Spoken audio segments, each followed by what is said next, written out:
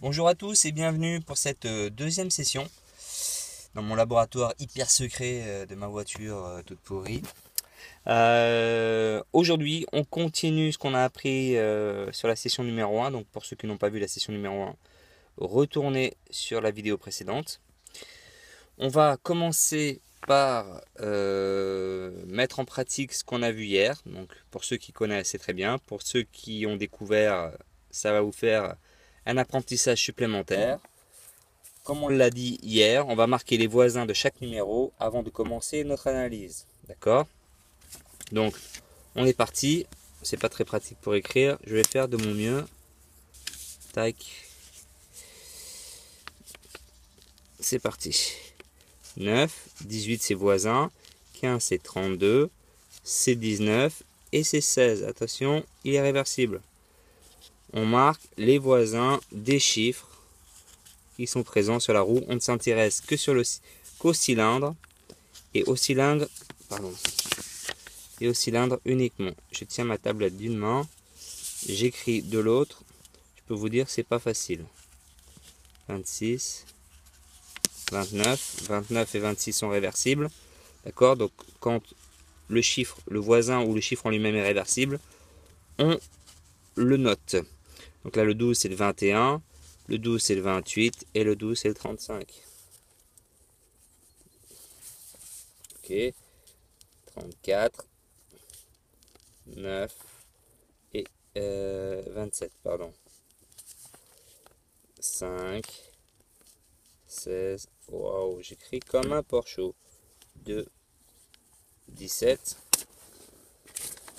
Et on va écrire encore un ou deux chiffres. C'est parti.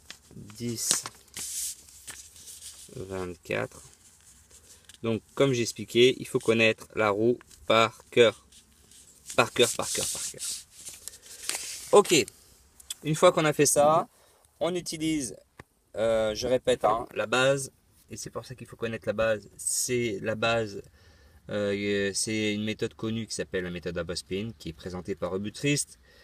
Urubutrist009 sur sa chaîne YouTube, il a fait 4000 vidéos, présenter cette méthode professionnelle. Après, ma méthode est basée sur cette méthode-là, avec des observations et une façon de la jouer complètement différente. Donc on pourrait dire que c'est pratiquement plus la même méthode, mais comme la base doit être comprise à travers Double Spin, je l'explique un petit peu.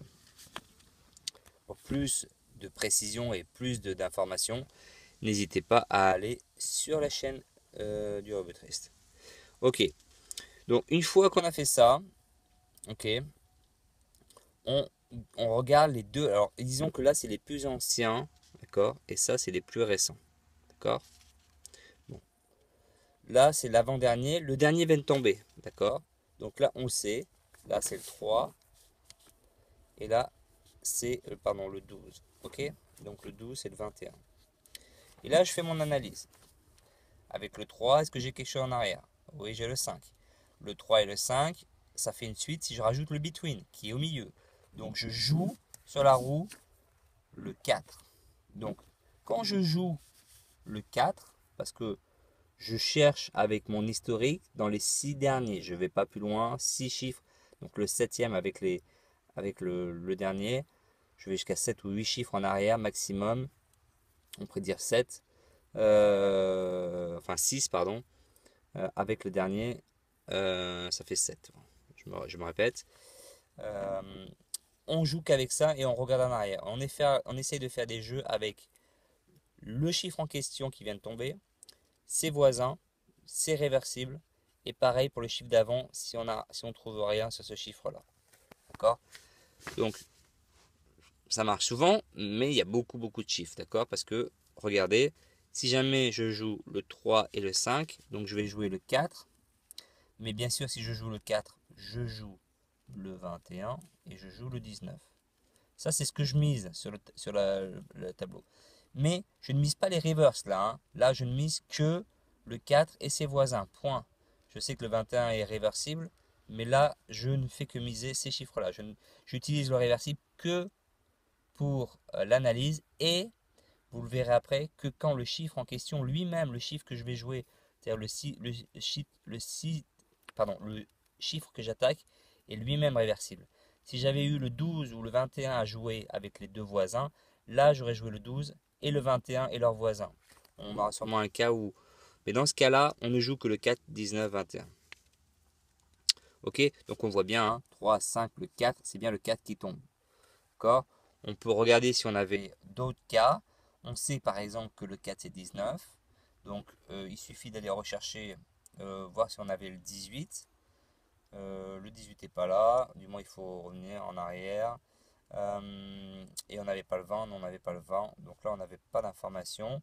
Sur le 12, bon, bah, sur le 21, on avait rien qui nous intéressait. Si on regarde le chiffre, puisque c'est ce chiffre-là et le chiffre d'avant, qu'est-ce qu'on avait? On avait le 10, d'accord. Ça ne nous intéressait pas, on avait bien sûr le 5. Le 5, on aurait pu faire 6, 5, 4, d'accord. Ouais, 5, 5, ça aurait fait encore donc 6, 5, 4, j'aurais joué le 4. Mais aussi 6, 5, 7, puisque là, la suite peut être descendante ou la suite peut être montante. Donc 6, 5, 7. Donc j'aurais joué le 7, j'aurais joué le 7, le 29 et le 28. Donc le 7 et ses deux voisins. Ok.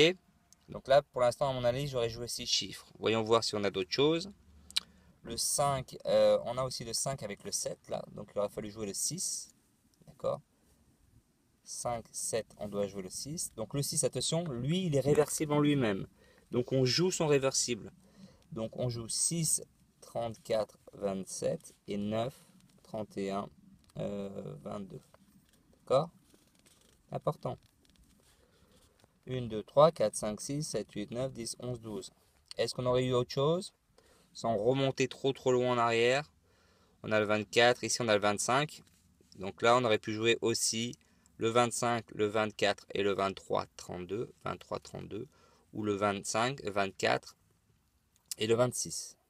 Donc là ça ferait beaucoup de chiffres. 26 et 29, puisque ça fait 25. On utilise les deux derniers, j'ai dit dans l'historique. Les deux derniers et leurs voisins pour faire les jeux. C'est pour ça que Double Spin marche tout le temps. Parce que quand vous jouez les 6 chiffres en arrière, ça fait beaucoup de monde.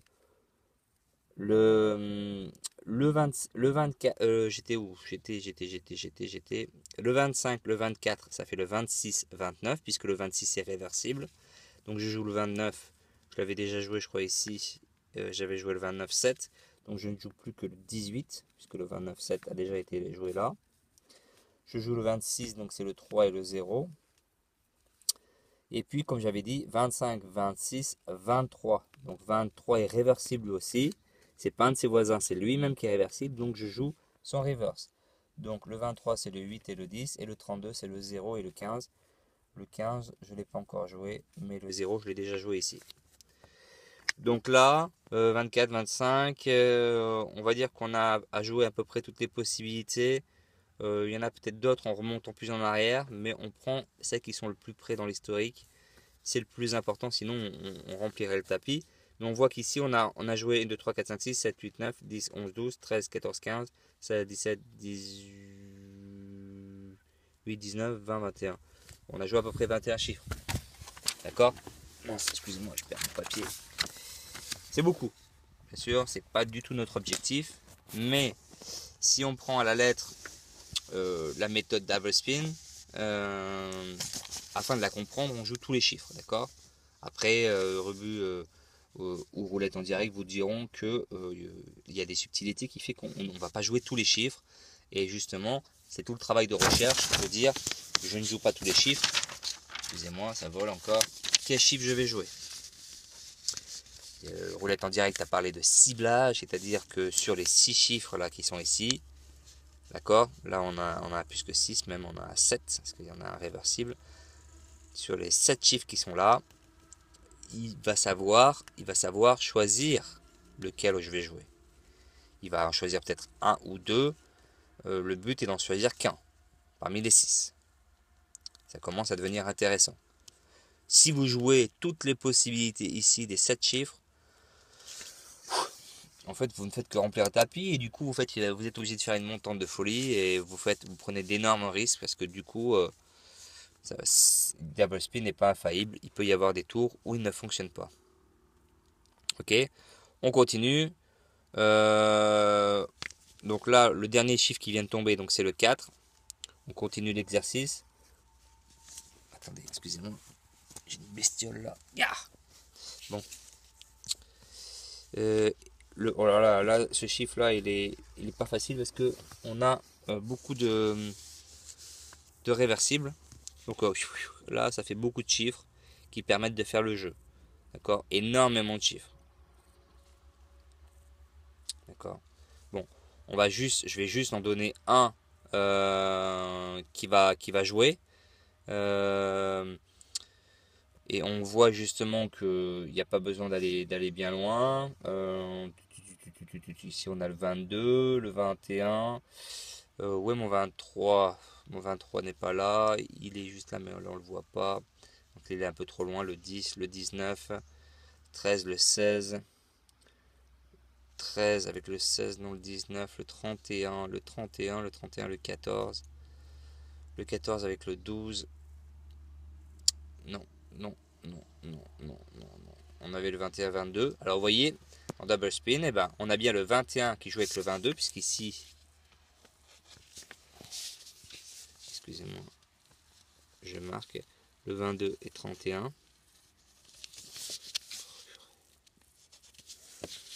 Ah, c'est live, hein, c'est live, je vous fais sans préparation, juste dans mon labo. Vous voyez, le 21 a joué avec le 22, mais il n'y a ni 23.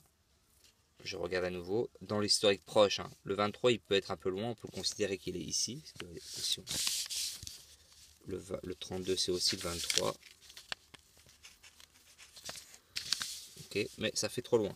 Notre objectif est déjà d'éliminer des possibilités en n'allant pas si loin. Là, ça fait trop loin. Si je regarde en arrière, j'étais là. 1, 2, 3. Alors, quand il est double, on ne le compte pas. 1, 2, 3, 4, 5, 6, 7 maximum ici. Ok, ou alors si vous comptez pas le dernier, 1, 2, 3, 4, 5, 6, et vous arrêtez là. Ça suffit largement.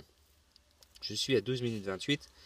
Voilà, on le voit bien, hein, le jeu. Alors voilà, je vais donner un exemple quand même qui est intéressant, parce que c'est un autre cas de figure qu'on n'a pas vu. Ici, j'ai le 21, donc je joue maintenant le 9, d'accord? 21, alors peut-être que le jeu se faisait avec le 35. Je regarde 12, 21, 21, 22, 12, 21, 4, 19. Non, je vois pas de jeu là. Alors à moins que... Ça peut être le 6. Ah oui, effectivement. Ouais, voilà le jeu. Excusez-moi, j'aurais dû le voir. Je suis pas trop habitué aux petits chiffres. J'ai pas trop travaillé les petits chiffres. 5, 4, 6. Parce que, comme je l'ai expliqué, quand on va jouer 5, 4, on va jouer 5, 4, 3. On va jouer le 3. Donc ici, c'est le 26 et le 35.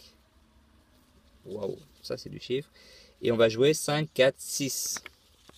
Le 6 c'est le 27. Le 6 c'est le 34. Mais aussi, comme il est réversible, on joue son reverse. D'accord?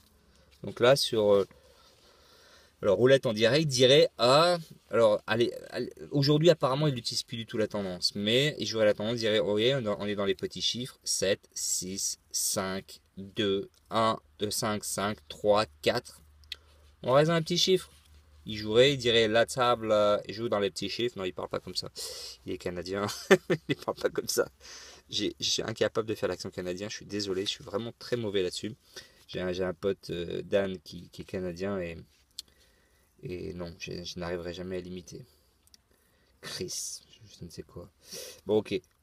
Donc, vous comprenez, là c'était le résultat aurait marché. Il faut savoir que double spin, quand on fait toutes les possibilités, ça marche pratiquement tout le temps. Je ne dis pas que ça gagne 100% du temps, mais bon, là, vous êtes obligé de remplir le tapis pour jouer toutes les possibilités.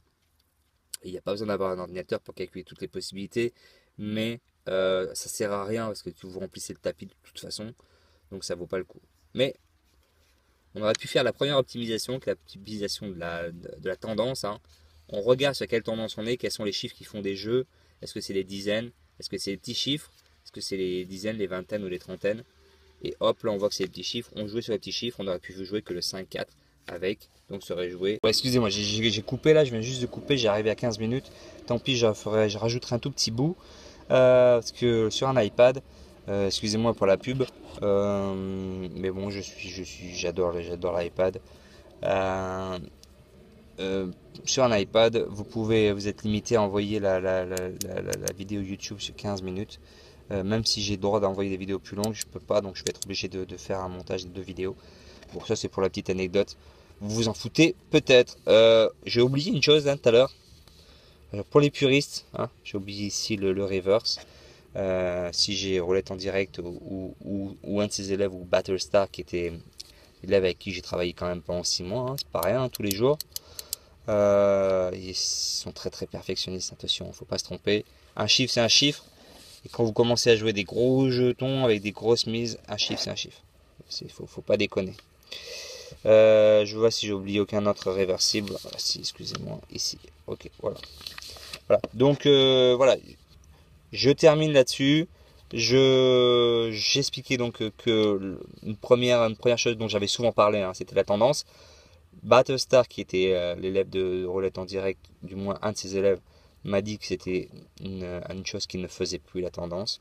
C'est normal, il a trouvé quelque chose de beaucoup plus intéressant, pardon. Je crois que ça ira pour une deuxième session. J'espère que pour ceux qui découvrent, c'est plus clair. Je le redis une dernière fois parce que c'est important de le signaler et puis c'est important aussi de dire que cette méthode n'est pas la mienne, hein. Si vous avez besoin de plus de précision, cette méthode vous intéresse, pour la pratiquer, parce que vous allez voir qu'après, quand moi je vais attaquer les explications de mes optimisations ou des recherches que je fais, je ne vais pas re-expliquer ça. Je ne vais pas dire attention, je dois jouer, on va jouer le 6, bon, c'est le 9 aussi. Je ne vais pas le dire, je vais annoncer les chiffres. Tout ça sera comme si vous deviez l'avoir acquis avant. Donc voilà pourquoi c'est important de bien comprendre le principe. Allez sur les vidéos de roulette pas de roulette en direct, malheureusement il n'en a plus. Sur les vidéos de Rebutrist, parce que là il vous montre des cas concrets, il joue tout seul. Bon, il a d'autres astuces qu'il met en œuvre, comme les associations 7, 17, 27, des choses comme ça. Mais déjà il vous montre le principe et il a fait des vidéos où il explique tout depuis A à Z. Je ne sais pas s'il les a supprimés ou pas, mais tout est expliqué pour maîtriser la base. Roulette en direct a quand même démarré avec cette méthode là, donc on peut lui donner au moins ce gage de professionnalisme et de qualité, parce qu'on sait que ce gars il n'aurait pas été vers une méthode qui lui semblait pas intéressante. Donc il y a du potentiel, maintenant il faut l'améliorer. Comme disait Roulette en direct, il l'a dit, hein, peut-être qu'il l'a jamais dit à Rebutrist pour pas le vexer, mais aujourd'hui on fait des suites de chiffres, on pourrait faire des carrés, on pourrait faire des suites de 5 chiffres au lieu de 3, on préfère des couleurs. On essaie de trouver des événements et des choses qui sont particuliers. Là on a trouvé la suite de chiffres, mais comme le cylindre n'a que 37 chiffres avec le 0, on aurait pu trouver d'autres similitudes ou similarités pour essayer de réduire le nombre de chiffres ou essayer de trouver les jeux qui vont se faire. Ok? Donc c'est pas la méthode double spin en elle-même qui est fantastique, c'est le principe, partir sur un principe qui est assez solide, qui fonctionne tout le temps, puisque il faut le savoir, mais Roulette en direct et travailler que sur des méthodes qui avaient un potentiel supérieur à 80%. C'est-à-dire que quand il fait une observation, il faut que ça fonctionne à 80% la plupart du temps, pas sur toutes les tables, mais la plupart du temps. Après il a trouvé d'autres choses, mais déjà dans les recherches du début il recherchait ces événements là. J'en citerai quelques-uns et vous verrez que c'est vraiment très très fréquent les observations qu'il a pu faire. Voilà, je m'arrête là, sinon je passerai la journée à parler. À bientôt et puis à une prochaine session si ça vous intéresse. Ciao.